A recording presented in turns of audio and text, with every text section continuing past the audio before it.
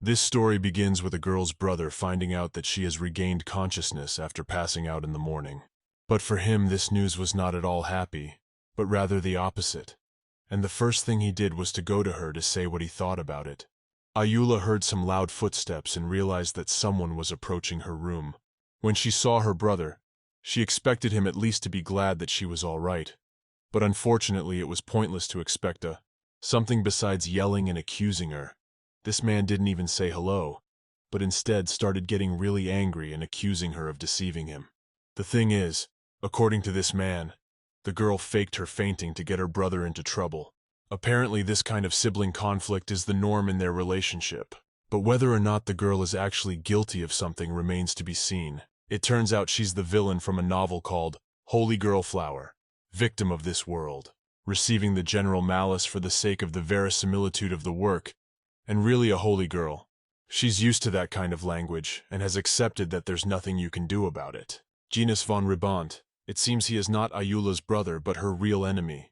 Instead of stopping her father, who was always bullying her, he was just adding more fuel to the fire. All this time he did not even think of her, and when he heard that his sister was awake, he rushed to her room at once.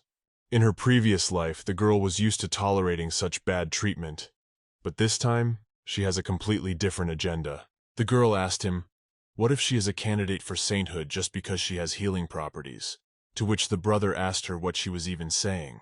It turns out a few days ago, they were horseback riding and there was an unfortunate situation. The girl couldn't believe she could have fallen off her horse. According to the story she had read, Aula should have been unconscious for much longer. Genus, neglecting his sister, who was a better rider than he was, hit her horse and pushed Aula off of it. And when it came time to discuss the matter, the girl demanded an apology for such an act. But apparently the man chose to ignore her and pretend like he didn't hear anything. As it was not hard for the girl to say her words again, she repeated for him to apologize to her immediately. But it seems her brother was so surprised that he couldn't believe his sister could be so sure of her claims and dare to tell him so. He still decided to answer her and asked her why he should apologize to someone like her. After all, he doesn't do that even to respectable people. After that, he started telling her it was all her fault, and he didn't understand why he had to apologize. Aula didn't give in to his manipulations this time, and decided to go all the way to the end. Genus will have to realize at some point that he's wrong about being allowed to do anything, and there will be no punishment for it. Each time, he's more and more surprised that he's stopped recognizing his shy and insecure sister. But from this day forward, he's going to change his mind about her and find out how wrong he was about her. So far, there has been no change in his opinion. He is still trying to wake her up to the fact that that situation was her fault alone, and that if she didn't do something she didn't know how to do and wasn't sure of, nothing would have happened. Then, when she had had enough of pointless conversation on the subject, the girl asked if he would apologize or not. But in response, Genus decided to ask her some weird question. Had she heard about the crown prince not even bothering to visit her while she was in a coma? To which the girl said, "What was the question and what was the point?" The only thing that is clear is that, according to her brother, he is trying to avoid the subject, and therefore, asking her questions that are not related to the topic of conversation at all. After that, he decided, as usual, to give her advice she hadn't asked him for, namely, that she should only speak her mind when she was no longer an empty space. To which the girl replied that she would never listen to the advice of a man who allows himself to say such things to his younger sister. She said she still didn't understand why he was doing this to her. But anyway, someone had definitely seen them then, and surely she'd be able to find witnesses to prove to him once and for all that he was wrong, and had done it on purpose. Apparently those words made him nervous, so he raised his voice and started yelling. But such tricks do not scare Aula, and if she is sure in her words, she will definitely do everything possible to prove her point. And to make sure it wasn't empty words, the girl decided to suggest something to him. She seemed to have a good idea. Aula asked him what he thought. Should they visit the imperial palace and find out who is right and who is wrong? She could see her brother getting nervous and doubting whether he could prove anything. He was beginning to regret starting this conversation and coming to her room. When his sister took him hard by the tie and started suggesting something, he couldn't take it anymore and wanted to go somewhere else. Since the girl knew from the beginning that she was absolutely right and knew what she was talking about, It wasn't hard for her to make him nervous and prove her point. Afterward, when she had succeeded in scaring him off a little, Aula, like him, decided to give advice which no one asked for, namely, to watch his words. For if he ever said anything like that in front of her again, she's going to regret it very much. Apparently this girl really did have an amazing talent for being a conversation starter. She herself was very surprised to see her brother's frightened face for the first time in her life. The girl immediately concluded that when she spoke boldly and confidently, such an effect would help to make any man tremble with fear and believe any word she said. From the outside, the whole situation looked very strange, because if someone saw it, they wouldn't believe that the girl's brother was in the place where she used to be. He's the one who's afraid of her now, and trying to get away from the conversation as soon as possible. He looks scared and insecure, even though his sister always used to be.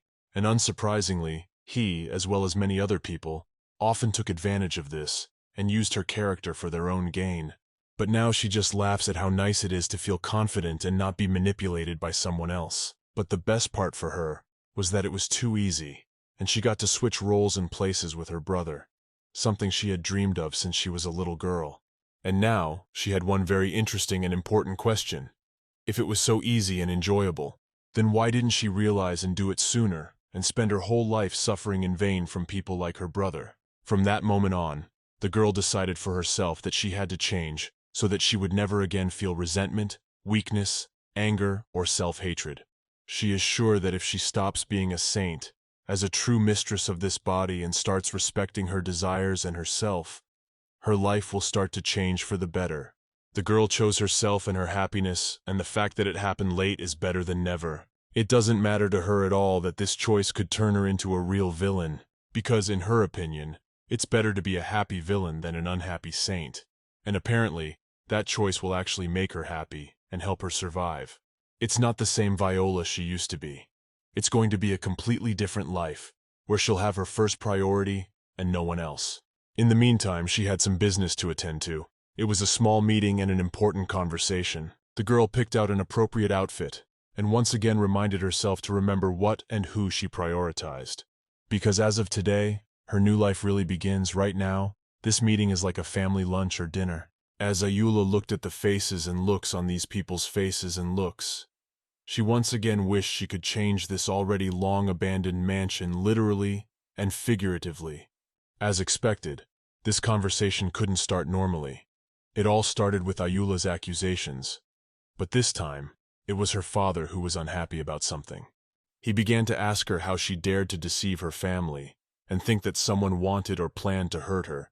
It was very strange on his part, for how could one not even say hello, immediately accuse his newly awake daughter? Looking back, it is clear that Aula's life has always been like this. To her family, not a candidate for sainthood, but a worthless piece of trash. To the servants, an object of ridicule to be laughed at. But since she wasn't going to tolerate being treated like that now, Aula asked, "Is that really all he could say to her?" And it's immediately clear from her father's reaction that he certainly didn't expect this. The girl explained that she expected him to say something completely different after her recovery. But after these words, the girl remembered her past behavior and how she felt about it. She had always lived by her father's will and had no opinion of her own. But if someone loved her, this behavior is understandable. But it's unclear why. After constant bullying and being told there was something wrong with her, she continued to please them. She kept thinking that the problem was really her. But the fact that she was treated like this was not her fault. But unfortunately, she only realized it now. Surprisingly, after asking why he treated her so badly, the man was surprised and began to shout, for he did not understand how she dared to speak when she was not allowed to do so. At that moment, it was as if Aula really opened her eyes and saw that all her life, she had tried to see her parents as better than they really were, and tried to turn a blind eye to some insults. Although this could not be done, because of this, she developed a lot of complexes and insecurities about herself. When everyone first saw her change and that she had become more bold and confident, no one expected this and didn't understand what caused it. But since it never happened, everyone somehow thought she had no right to demand to be treated normally, when in fact, it was perfectly normal to do so. Her father is a very abusive man. He never had any thought that his daughter deserved respect and could have her own opinion. Even if it differs from his, it does not mean that she has allowed herself to devalue her father's words and opinion.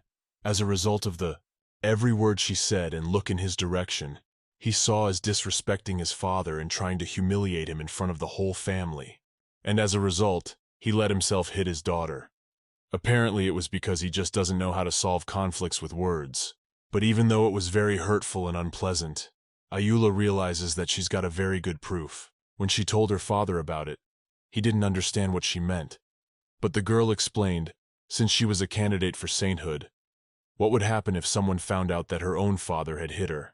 To which the man replied how, after all the good he had done for her, she dared to set her father up so cruelly. Except that all these manipulations are absolutely pointless. The girl knows perfectly well how she will use the marks from the blows and what to do next. Besides, her father had always wanted to give his daughter to marry the crown prince for his own benefit.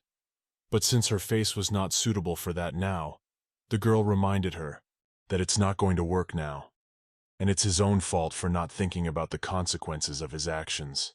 After that, Aula, just like they had been doing all along, she decided to manipulate and do only what would benefit her without thinking of anyone else. Because usually, they also think of her only last. In this situation, it is very clear that the girl is determined to take revenge for all that she has been through.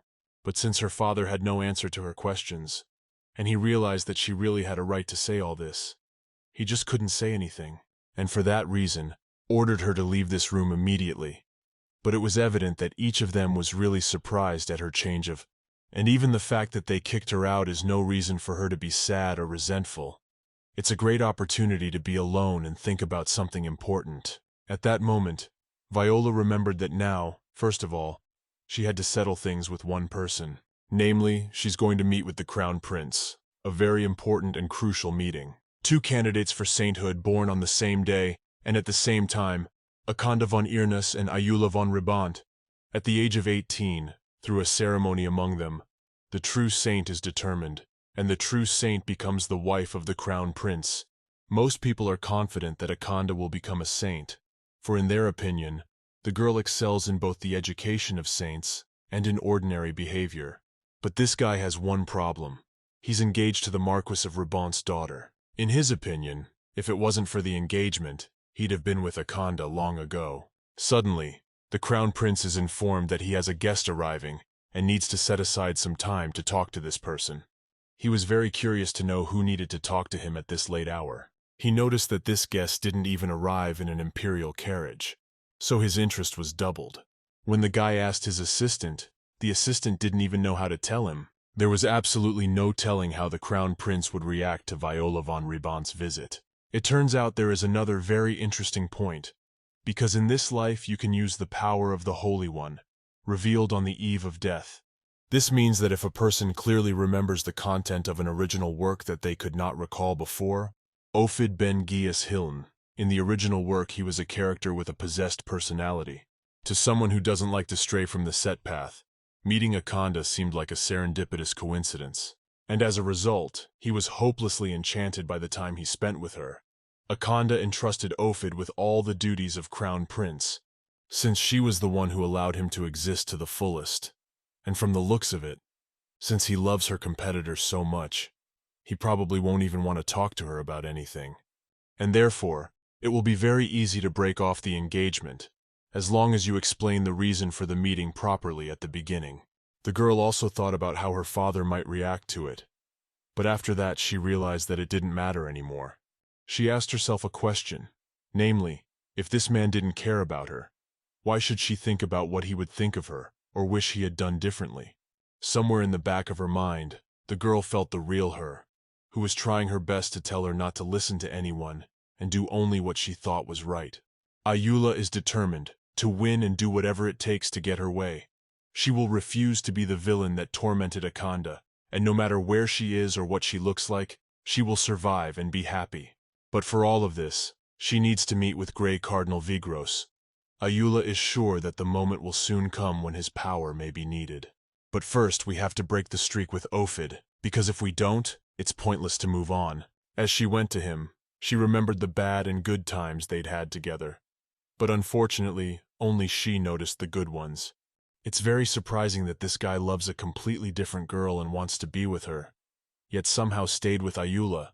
It's very interesting to see if she knows this or not, and also how she would act in this situation, knowing he wanted to be with another girl. How all of a sudden, Viola is finally able to meet this guy and is ready to ask him to break off the engagement. It was a very responsible moment. Although on the other hand, this guy wouldn't mind and wouldn't refuse her offer. The girl immediately thanked him for agreeing to this conversation, and apologized for everything happening so unexpectedly.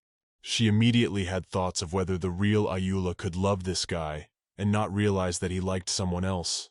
It is now crystal clear to her that for him, Aula was just not true love, and he was busy luring a Kanda whom he considered a saint. So, obviously, such an unfaithful man is definitely not for her. But anyway, she definitely needs to fulfill her mission. For starters, she apologized to him for being rude, to which the guy replied that he was very glad she realized it, and because of that, he was relieved of having to point it out to her. But the girl said there was nothing she could do about it, and that it was very important. So, asked me to understand and forgive her. But the prince for some reason asked what it meant. The girl was very surprised and didn't understand. Didn't he realize that this conversation was very important, and that she wouldn't bother him if it wasn't necessary? Besides, he hadn't even apologized for all this time, not even coming to see her when she was feeling sick. So as not to create a lot of unnecessary conflict, Aula tried to explain that since they very rarely saw each other, there was nothing wrong with doing it once in a while. But since the guy doesn't know what she's here for, he's still not interested in continuing this conversation. What was most surprising was that he doesn't even hide the fact that he's not interested in her. And when the girl asked why he sees Akanda so often, he said they were just friends. It was pretty obvious that he didn't even want to bother coming up with a normal explanation for spending his free time with some girl. And after she had heard everything she wanted to hear, Aula made up her mind and started the most important topic, that she made the decision to break off the engagement. And surprisingly, she had a smile on her face at that moment. But it seems he wasn't ready for it. Although maybe the point is that breaking off the engagement might not be profitable for him. If you compare his attention to her words before that moment and after, it's very different. When the girl brought it up, he immediately got worried and started asking for something. There are only two reasons for his surprise here. One, he had wanted it for a long time, but was sure she would never propose it. Two, there might really be some profit in this engagement. But there was one very important point. If Ophid somehow found out that she really was a saint, there was a good chance that he just wouldn't let her go. In the novel, he's romantic enough to give his soul to Akanda, so it's very hard to see how he would react to this news. Except that the girl saw him only from the bad side. He was always cold to her and did not show care or love. Well, still, no matter how much Akandu loves him, if it's all for his own gain, he's someone who wouldn't hesitate to make the worst choice possible. The girl is well aware that the engagement must be broken off before it becomes known. After all, if you wait a long time, it will be known and talked about by a lot of people. Most likely the real Viola had always wanted him to love her and truly consider her his favorite girl. But since she's not a real Viola, all she needs now is total freedom and his consent. She was sick of suffering the pressures of the imperial palace and accepting that this would never change. Each of them never thought about the fact that she was also part of this family and should be treated with respect as well. But unfortunately, that never happened. She wants to live only for herself and please only herself, because she still has not met a man who at least will not insult her and make her guilty of everything. And the only thing this conversation requires at this point is for Ophid to become a stranger to her, and they never see each other again. While he was thinking about what had happened and speculating about her words, the girl decided to ask him a very interesting question, to which of course she knew the answer. But still, wanting to hear it exactly from him, she asked if he loved her, and had ever loved her at least for a while. But as it turned out, it was just an excuse to say what she really thought, which was that another girl was right for him. But the guy doesn't seem to quite understand what she's trying to say, to which the girl replied that it probably wouldn't take him long to find another one.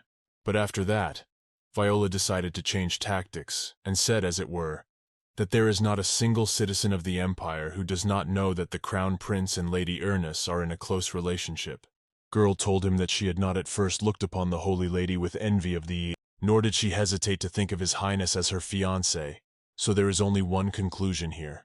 Aula once again reminded him of the option and request to break the engagement, for she sees no other option and thinks there can't be one.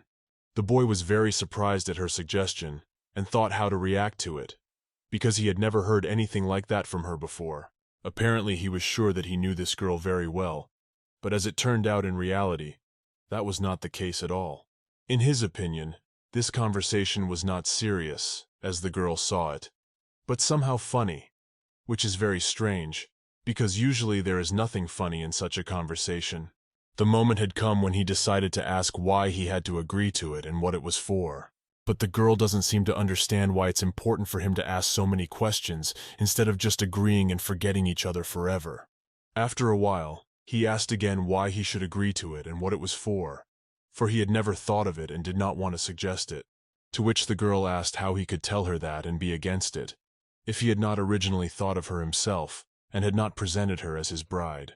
Viola told him bluntly that it was obvious to her that he was completely indifferent to her, very curious to see what his reaction would be to that, and what he would say back. The lad at once gave his answer and said it was really so, for in his opinion she was no saint, to which the girl replied that it was an excellent reason for agreeing to her proposal and breaking off the engagement. And after that, he said something else. It turns out that he thought so before this conversation, and now changed his mind. But whether it is true or not, it is not clear yet. Judging by that answer, he has absolutely no intention of agreeing to it, and is willing to make up anything to keep it from happening. But his answers weren't what she'd expected him to say during this conversation, and she had to think of something, because it looked like he's going to agree with everyone on anything, and apparently he's doing it on purpose. The girl realizes it perfectly well, except that so far hasn't come up with a new plan. She's already starting to get nervous herself, and doesn't know what to say to him, so that he'll at least think about her proposal and consider that it's really important to her. Plus, she has every right to break off the engagement since she's sure he loves someone else, and especially since so many people have already told her this. She only heard other people spreading rumors and talking about Lady Ernest. At the same time, it was unpleasant. But still, she wasn't the real Aula who could have real feelings for him. The girl has no such thing. She'll be happy if she's alone and if she can break off the engagement. She told him she'd endured the shame of her humiliation, told him what she thought and didn't understand how he dared deny her anything. But it seems completely pointless to talk to this man. He's either doing it on purpose or he really loves her, although it's very hard to believe. The girl had lost all hope that there was still someone in this world who could understand her and help her when she needed it. She can now know with certainty that she has no one she can trust or rely on to help her. The girl had already gotten used to how hard it was to dialogue with him, and had forgotten that it was impossible to change his mind or ask for anything. He's a stubborn man who never listens to others and thinks he's the only one who's right. At this point, he did decide to say something to her. But did he really think he had changed and could make concessions after all? But it turns out he was just trying to tell her that if she continued to constantly judge his words or decision, there could be problems. But strangest of all, he had no serious look or anything else at all that speaks to his determination at that moment. When the girl saw him smile, she began to get very angry, for she did not understand how one could be so obstinate. Apparently he's just determined to make sure she doesn't want to talk to him about it. When the guy saw her parted look, he turned the situation into a joke and said that her look was starting to curse him. It was like he could feel her not liking everything that was going on. Since he understood what her emotions were right now and what she wanted to do, the prince suggested that she not be shy, and if she wanted to say something to him, he let her do it. Even at this moment he continued to smile. Although what he is saying is quite inconsistent with his emotions, it really looks very strange. At this moment, which was very strange, he began to talk on the subject again, and when the girl asked him what he meant, the prince replied that in any case, they would see each other more often in the future. But from what he said, it was still unclear what that could mean. With every word he says, the girl begins to be convinced that it was pointless to start this conversation in the first place, This man is deliberately trying to make his interlocutor start to hate him. And he's very good at it. Apparently he has a lot of experience that makes it easy for him to avoid unwanted conversations. After a while he said one very strange thing. That just as an improperly buttoned button keeps falling off the table, so he almost made a bad decision. I guess there's less and less chance of any compromise, and I can't stand his behavior. The girl doesn't know if there's any point in telling him anything else, because even if he says something back, the mere fact of it will make her hate him even more. Namely, the fact that he starts smiling the moment he says something unpleasant. Surprisingly, if the guy wanted out at the beginning of the conversation, now the girl wants out. She started to feel as uncomfortable and insecure as possible, compared to how it was in the beginning. She begins to completely misunderstand what he's trying to tell her, as suddenly, he's talking about his so-called friend again, that he and she were only friends, and there could be nothing more than friendship between them. And so, he suggested to Viola that from that moment on, to strengthen their relationship, except that if those words were true and were his sincere desire, there would be no problem. But since the girl doesn't believe a word he says, her answer is obvious. She doesn't even know how to react to it. His words and actions are so illogical that it's very hard to understand the reason why he's acting like this. Afterward, he bade her farewell, and called his assistant to escort the girl to The prince lastly said they could see her in a formal meeting as bride and groom, if that's what she wanted, of course. But doesn't he realize that before you suggest something like that, it wouldn't hurt to ask her opinion on it? The girl didn't ignore it and said her opinion at once, since she had originally come only for one thing, to break off the engagement. She decided to remind him of it once again. At that moment, without waiting for the prince's reply, an assistant came up to her, who wanted to remind her that it was time to leave for class. As a result, everything got confusing from the first page. Although the girl planned to dump the indecisive male protagonist, she was in no mood, because she realized that no one was going to listen to her and accept her proposal from the beginning. She's already completely out of options on how she could talk the prince into breaking off the engagement. It's turning out to be a lot more difficult than she had imagined. Aula hated him so much at that moment that she decided to take the first opportunity to get back at him somehow. When the girl was going to class, she saw some stones and decided that she had no choice but to throw them right into the carriage where the prince was sitting. She threw the stone with great precision and accuracy right through the door, and there was a great rumble, for it was not a small stone. The guy knew exactly what had happened and who wanted to do it. But surprisingly, he didn't even get out of the carriage or say anything to her. And all because he wasn't scared at all and took the situation as something very cute and harmless. Unlike the girl, the guy is not at all angry with her, and continues to admire her clear eyes and lively voice. However, he is surprised by her confident attitude, and the fact that she is not afraid to say what she wants to say. And the more he thinks about her, the more he wants to get to know her. At this point, when there were so many witnesses in this situation, everyone immediately started discussing how, after such a thing, a girl can claim to be a saint, as he suddenly had a sudden thought that perhaps in talking to her, he had been too arrogant. In any case, however much he felt sorry for the girl and her desire to break off the engagement, he had long ago decided for himself that even if he were to be judged for it, his decision would be unchanged, because so far, for some reason, he doesn't want to let her go at all. I guess the girl was right. There are too many times when he contradicts himself and acts too illogically, because it's really strange that all this time he was with another girl and didn't even think about Aula. And now that she's demanded a separation, he won't let her go.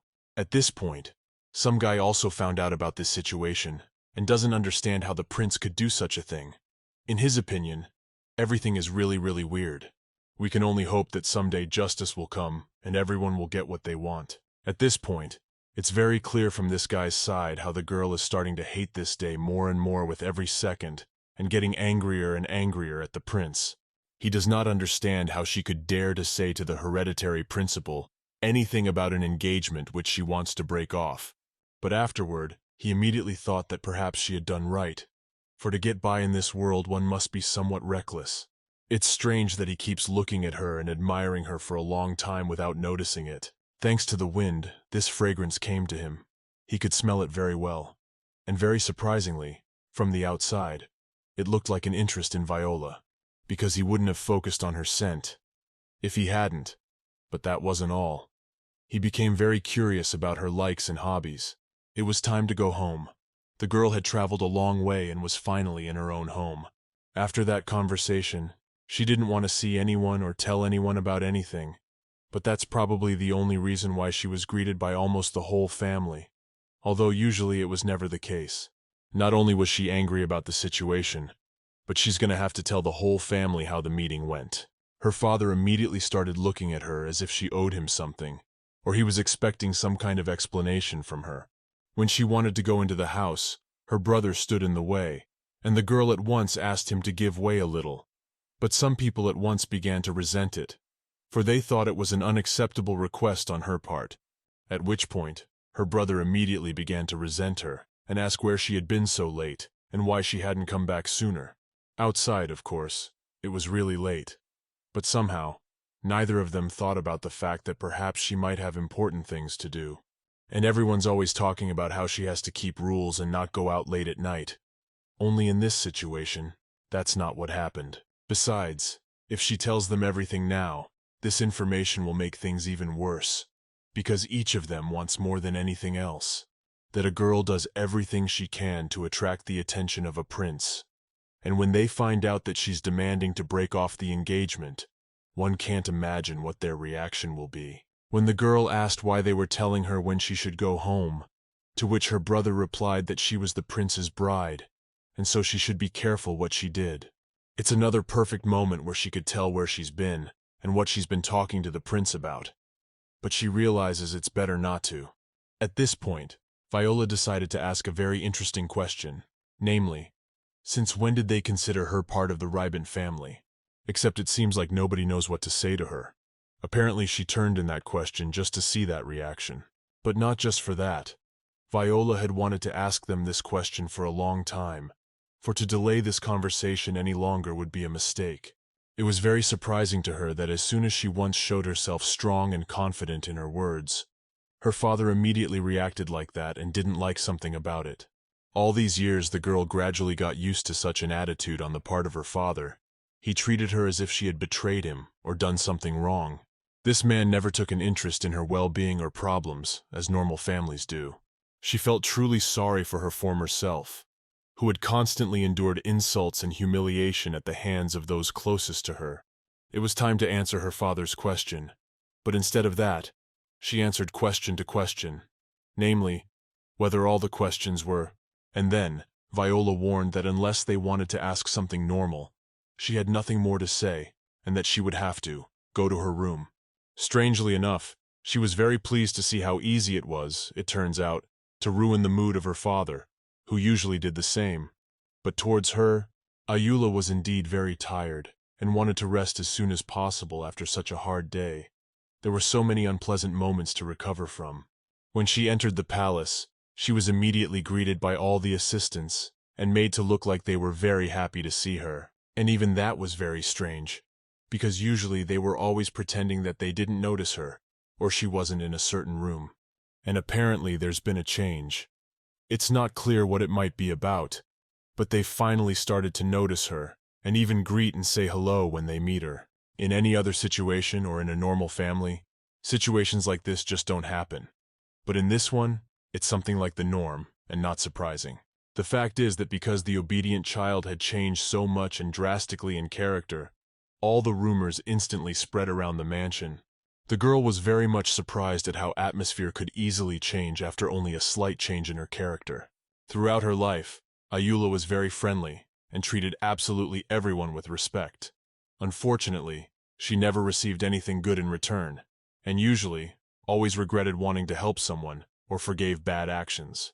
Even the aides have started discussing the changes that have been very evident the last few days. But even that didn't affect their treatment of Viola. Each of them still doesn't treat her badly, but from now on, they have to pretend they don't. And if they really think that no one understands their sincere opinion, they are very much mistaken. Aula feels perfectly well what they think, really, and how they treat her. The aides even began to think that perhaps their mistress had developed some sort of ability to read other people's minds. It was the moment when the girl reminded them how well she was treating them, and told them that if they didn't like something, she could change her attitude and be a real tyrant to them.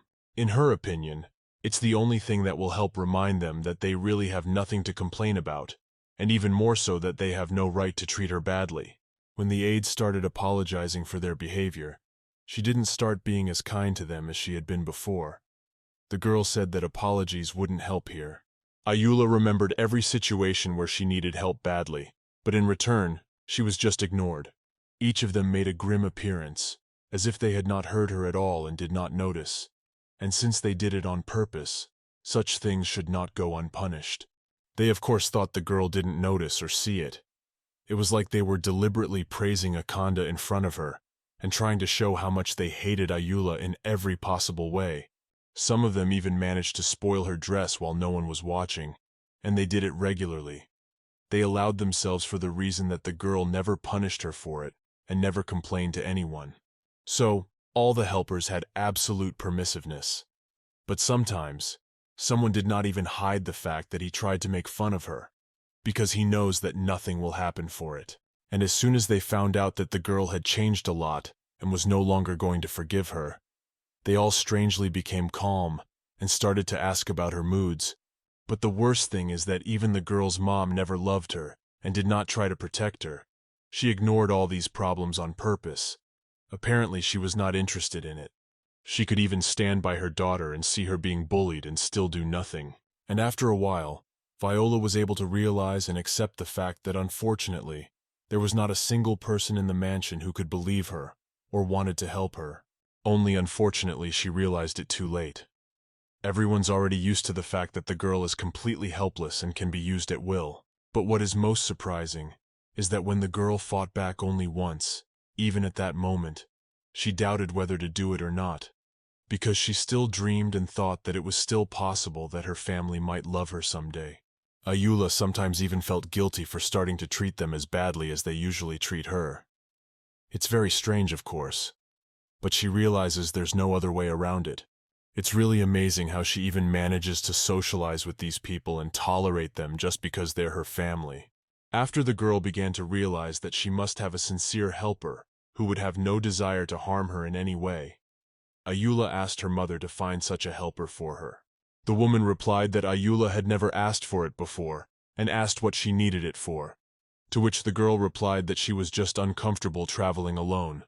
And it turns out her mom was surprisingly supportive of such a decision and promised to help. She asked her daughter to go to her room and wait for someone to come to see her. As her daughter retreated to her room, the woman seriously considered the fact that her daughter must have accurately hidden the reason why she actually needed a normal helper. She certainly had a few thoughts on the matter, but until she knew how things really were, it was obvious that it was completely pointless to speculate on anything. On the way to her room, the girl thought about the fact that her brother, who constantly humiliated her, was now listening intently to her every word, and her father, who constantly beat her and punished her, and even sometimes for no reason, since that day he has disappeared altogether. Meanwhile, her mother, who had been idly watching all this, now takes an interest in her. It's no different than a game where changing one option changes everything around you, and in a very sudden and instantaneous way. But the most surprising thing is that the protagonist of this novel, a man, and there is no way to fix it anymore. He was no different from anyone else. The prince never helped her, took no interest in her problems, and yet allowed himself to secretly, as he thought, date another girl, thinking that Aula would never find out about anything. And she seems to be up to something again. Aula is going to do something that he will be condemned for and start talking about just for that reason. In her opinion, that's why you can't trust men who act kindly but not loyally. As expected, the main character has no value, but something the girl remembered for certain, that there was some gray cardinal in this novel, and it must be Vigros who was it. Vigros and Aula's meeting was not described in the original, but they met a couple times when Aula was still in her body and was a villain, the only person who was kind to her in her past life as a result, also choosing Akanda over her as a result. The novel, titled Holy Girl Flower, is a world revolving around Akanda, that strong and free guy. Hard to believe he gave up everything and ruined himself for the sake of Akanda. Unfortunately, most of the narrative of Vigros in the novel is abbreviated, This was supposed to be the author's intention, though perhaps the girl is just not fully convinced that Vigros loves Akanda. Even if the second option is correct, the girl thinks about why she is afraid of something. If she doesn't care about anyone, and doesn't need to seek someone's love or support anymore. It was already evening outside.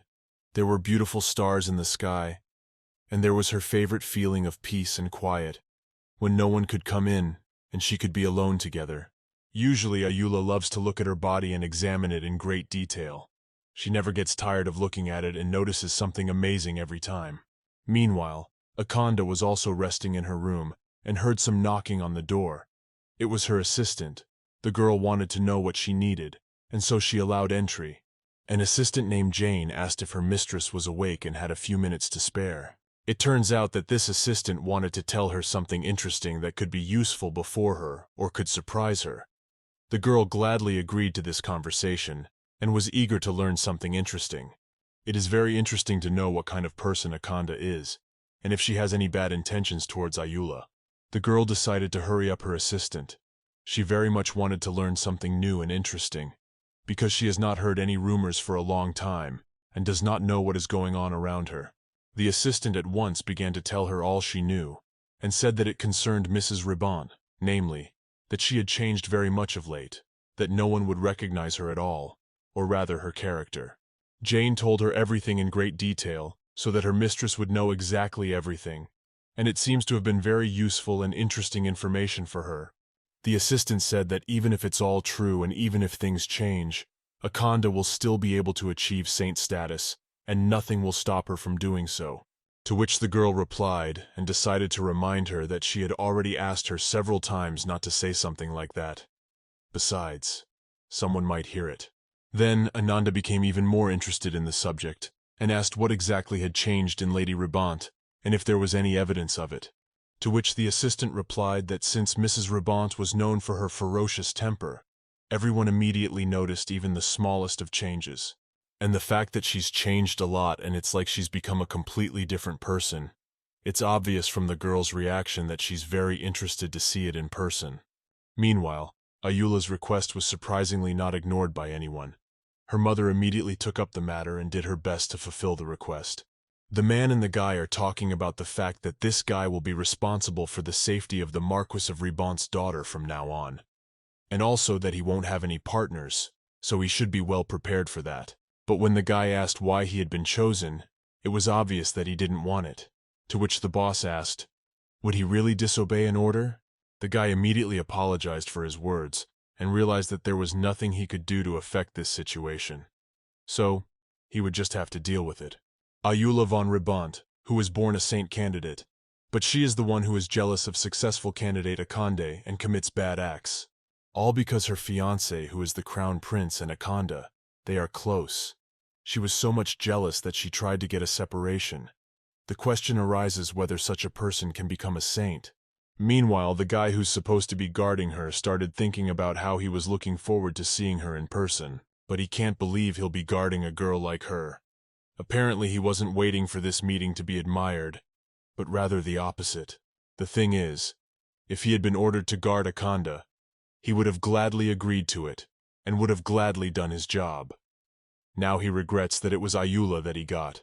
Meanwhile, it was getting evening outside, and apparently the moment had come when he could see her and feel her change. But at this moment, he is comforting some girl, and trying to convince her that everything will be all right, although he doesn't even know the reason why she is crying what happened.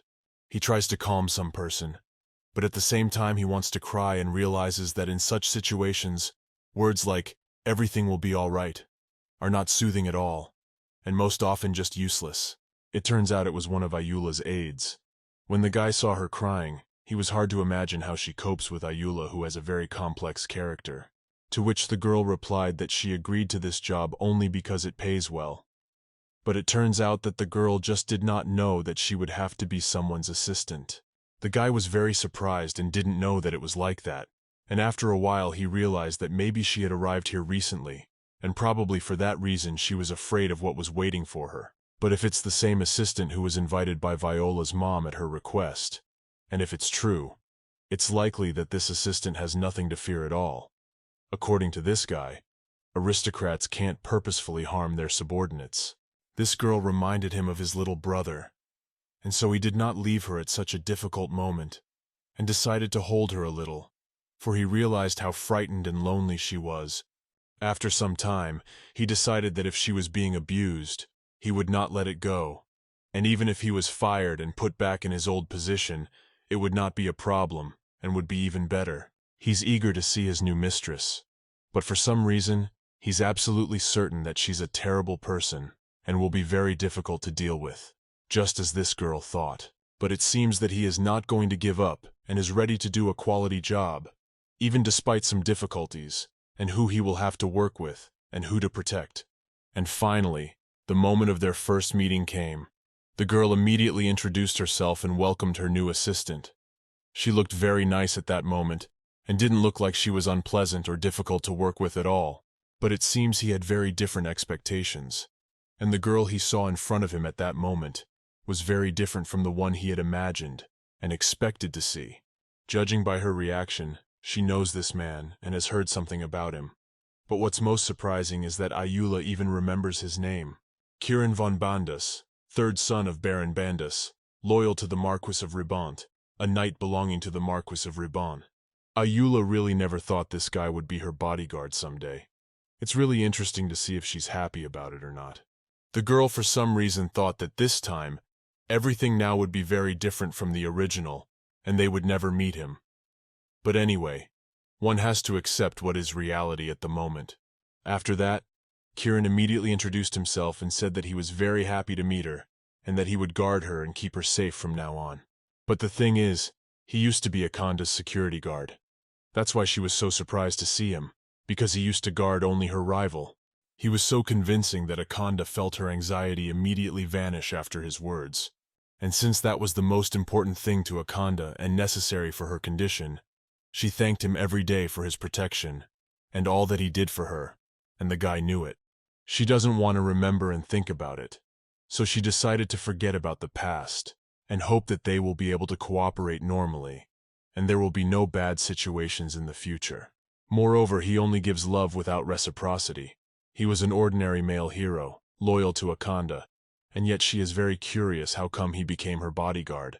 At that moment when the girl happened to be thinking about something, the new assistant said something to her, and when the guy saw that no one was listening to her, he asked Aula why she was ignoring this girl and not answering her anything, and she just wanted to say that her name was Siana.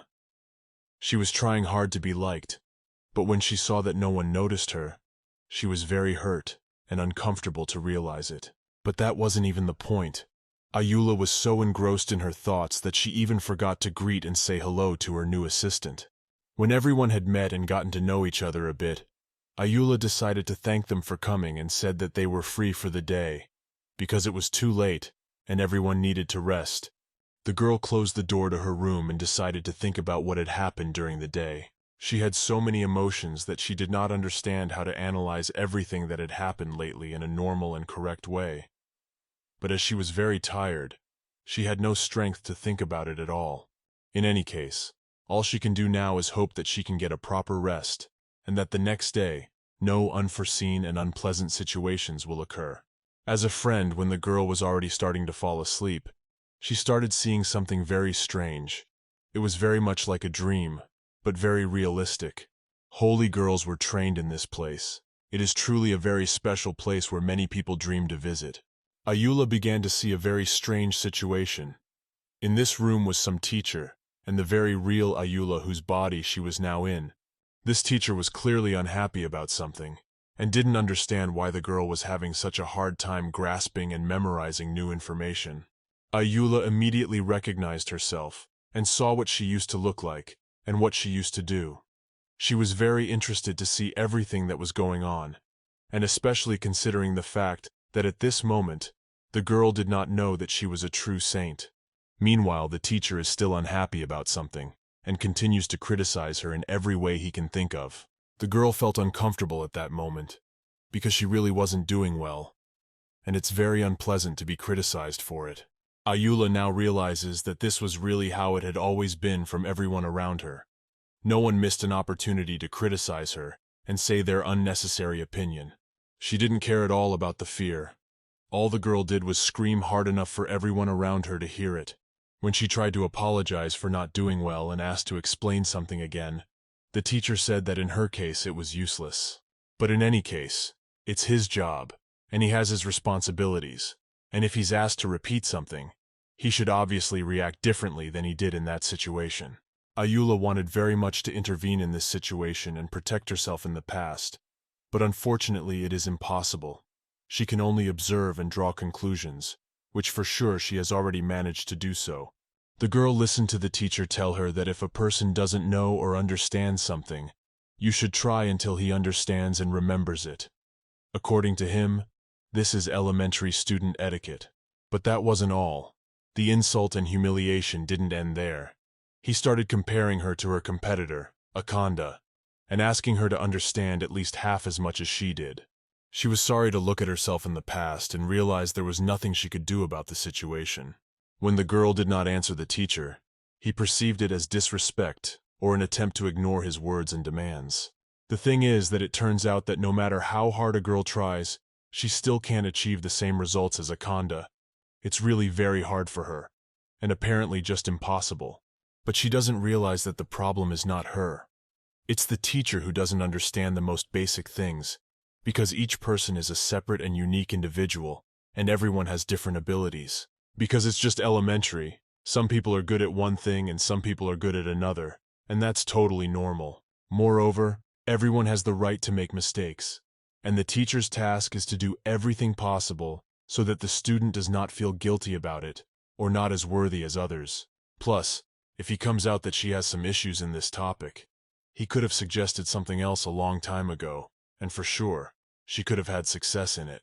It's at that moment when the girl has this dream, and wishes she could say something back to that teacher. She really wants to be in the real Aula's shoes and answer something to that man. She starts moving in her sleep and doing something with her hands. She was so sick of it she wanted to go back to the future and tell him what she thought of him. At that moment, the real Aula is talking about how she will never make it as a candidate.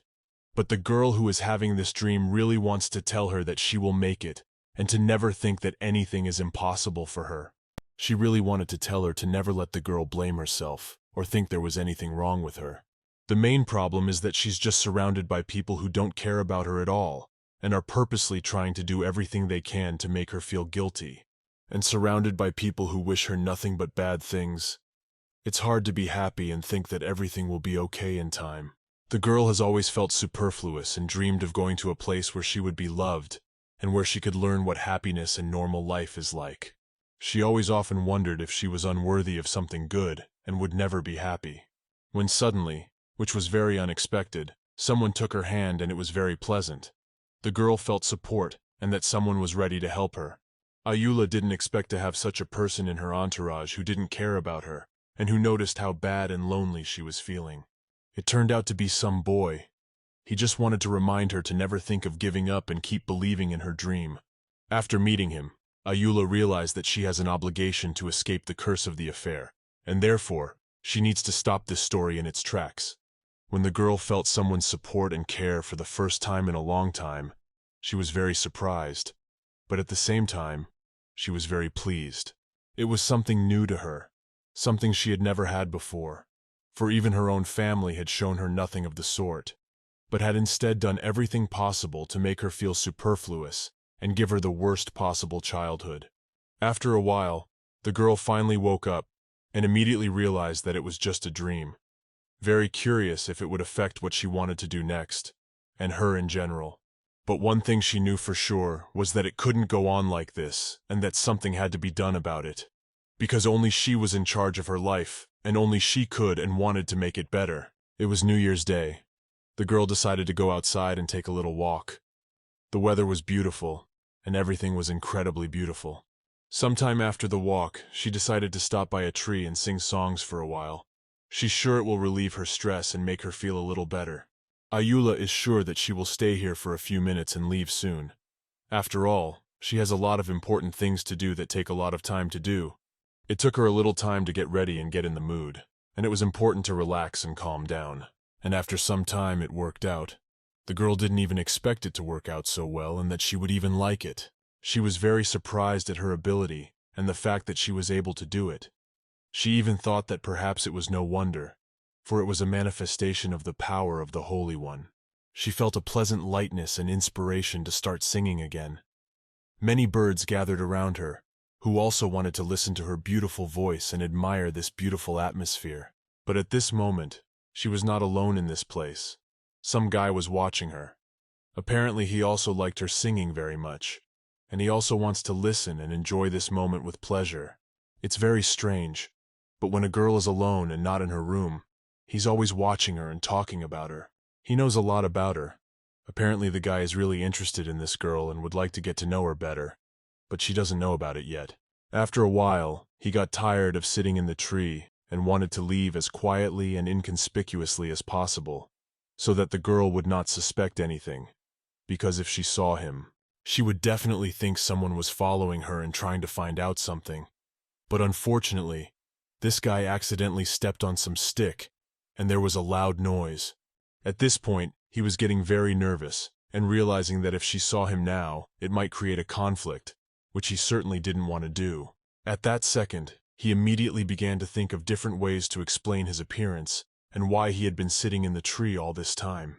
As expected, the girl immediately noticed something suspicious, and realized that most likely someone was watching her.